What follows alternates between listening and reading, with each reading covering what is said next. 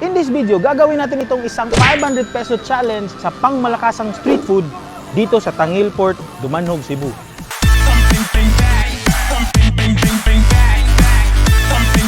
What's up mga idol? Idol Steve here. Nandito tayo sa Tangilport, Dumanhog, Cebu. Isa sa mga pinaka-well-known port dito sa South. Dito matatagpuan ang isang pangmalakasang street food na kahilera dito mismo sa port. Excited na ako kung ano meron sa street food nila at saan aabot ang ating 500 pesos. So tara, simulan na natin ang ating journey sa pangmalakasang street food. Tara, let's go! First stop sa ating street food challenge, nandito tayo sa Suave Balut. Ang pangalan sa kanilang balut. Anong suwabe man? Ihanang nickname, sir. Oh, di ay. So, sige, isa ka balot na 30 pesos ang kanilang balot sa ating first part. So hot. Ito yung kanilang Royal Suka, Royal soft drinks. Di na soft drinks? Grabe, murag Royal.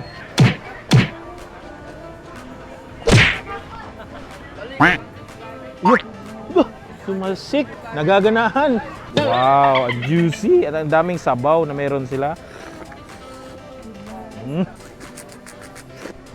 Balut flavor. Nandoon yung parang balut. Lagyan natin ng ultimate salt. Ultimate dahan-dahan na. Uy, Sprite or Royal. Okay, papatuloy natin yan. Ayan. Then mix mo ng konti, parang manual blender, tapos higop. Ayun. Ganda ng itsura. Grabe, concerned talaga sila sa littering. So dapat no littering. Tingnan mo, dito lalagay lahat ang mga ugaw, no? O dito mga shell, o diba? Ito yung maganda sa mga nagbebenta at nanenegosyo. Concern sa environment. First bite. Royal. Masarap, balut. Always protein sensation. Now, punta tayo sa next stop. Let's go.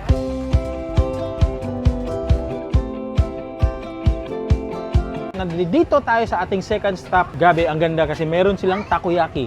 Look at that. Nagpretend siya nga nagluto na pero tapos na good, gibalik lang. So ang kagandahan ng kanilang takoyaki, look at that. Napaka-circle. Para siyang squid ball na or fish ball. Pero napakamura for only 25 pesos. Tatlong takoyaki, no? Grabe, ang sulit. Okay, makikita mo tatlong klase for only 25 pesos. Look at that. Wow. Saan na ketchup? Takoyaki sauce, legit. Meron siyang spicy sauce. Pagkatapos ng spicy sauce, meron pang mayonnaise. Meron pa pala siyang ultimate toppings na ilalag. O, meron silang pork floss. Ginoo ko tabang gabi kanindot sa ilang ko ano. Wow. Sarap. Nandoon yung creaminess, walang masyadong chunkiness inside sa takoyaki pero overpowering yung flavor ng kanilang floss or pork floss. Sobrang cheesy at ang sarap ng kanilang mga sauces na meron. Not bad for only 25 pesos. Sobrang sulit talaga.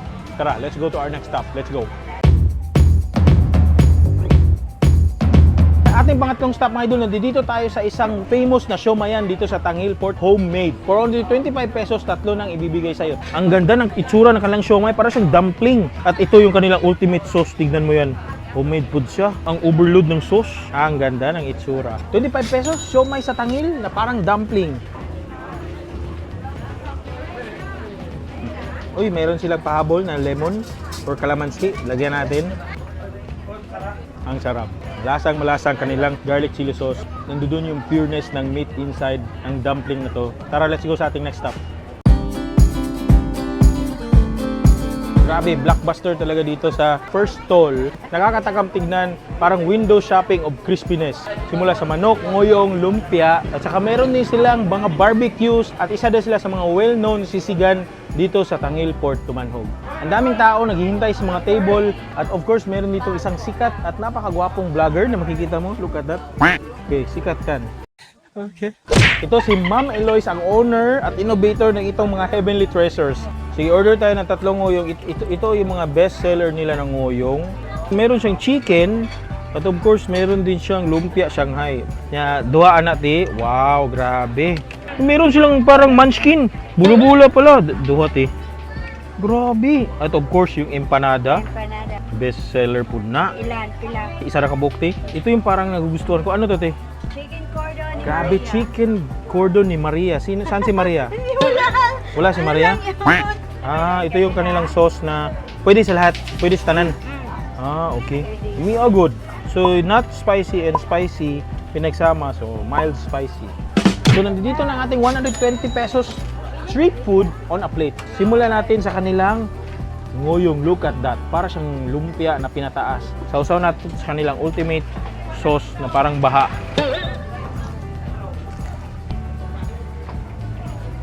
Grabe, idol, ang sarap ng kanilang ngoyong.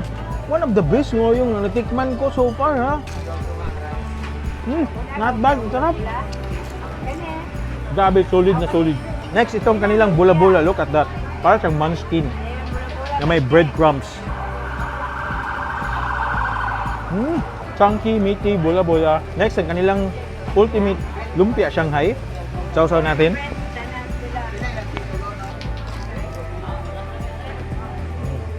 Masarap yung meat inside, very crispy in the outside, well cooked. Fried chicken. Fried chicken for only 25 pesos. Sausaw natin. Juicy in the inside, very crispy. Malasang malasa. Kasi sa nagdadalang biday, kanilang sauce. Grabe. Next, ang kanilang empanada. Siyempre, ayaw mo ilagay sa sauce. Iba na yun. Wow. Ito yung sa loob. Daming mga sayote ata at saka patatas. At meron siyang egg. Ang sarap. Kahit patatas lang yung laman, malasang malasa. Masarap yung dough. Crispy in the outside. Good job. Sarap. At last but not the least, magkakaiba ang street food. First time kong pumunta sa isang street food area na may street food chicken cordon bleu. Sausaw natin to dito. Very crispy in the outside, well coated. Grabe, ang sarap. Ang meaty, cheesy. Ang ganda ng pagkakagawa ng kanilang dough at ang nagdadalang sarap talaga yung kanilang sauce. Na matitikman lang natin sa mga party at catering services. Pero nandito sa Tangil Port Street Food.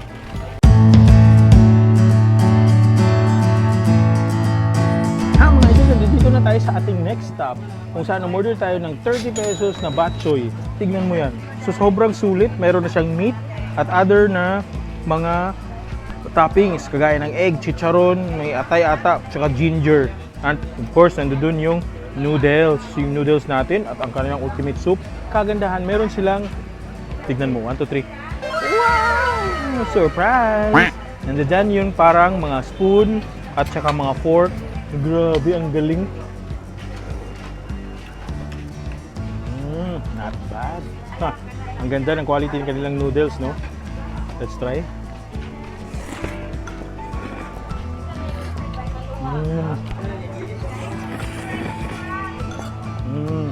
Ang lasa. Peppery, brothy, gingery flavor. Nandun yung parang luya na flavor niya. Kasi meron talaga siyang literal na luya. At ang sarap. Grabe. Okay, next stop sa ating food trip, meron silang nachos dito sa Tangil Port. Nachos for only 60 pesos. Makakatikim ka na ng legit, authentic nachos. So tara, tignan natin anong meron. Yun, gumagawa na si ma'am ng nachos. Nilalagay niya ng nacho chips. Nilalagyan niya ng kanyang parang secret na mayonnaise. Hindi ko alam anong klaseng mayonnaise yan. Pero may clue. Green. Ganda ng lettuce for only 60 pesos. Wow, grabe ang healthy ng ating nachos. Ito yung magandang food trip. Healthy. Akalain mo meron dito sa street food. Cocktail. Fruits. Look, grabe. Unique tong nachos na meron tayo. Meron siyang cocktail fruits. Nilalagyan na naman ng another secret sauce. Meron pa pala silang secret cheese sauce na ayaw nilang secret pa rin. Mayonnaise na naman, na iba yung klaseng mayonnaise. At mayroon pang bacon. Ayun, nachos na talaga. Look at that. Ang ganda. Para siyang fruit salad. Nachos sa Tangil.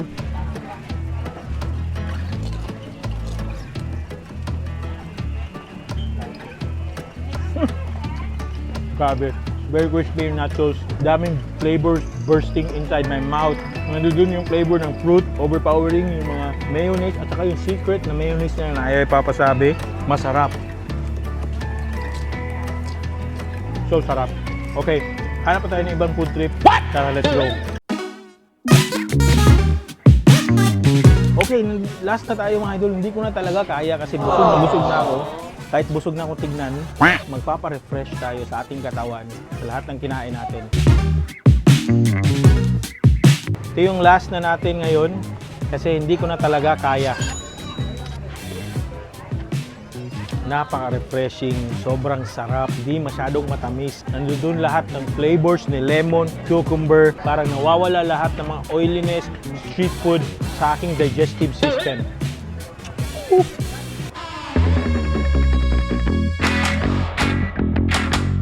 Yun ang ating episode ngayon at titignan na natin kung saan talaga umabot ng ating 500 pesos. Okay, yun na yun. Hindi talaga nakaabot sa 500 pesos dahil sa sobrang sulit na mga pagkain na meron sila. Kaya-kaya mong bumili ng napakamurang, masasarap at unique na mga street foods na meron sila. Grabe, lahat-lahat meron na doon.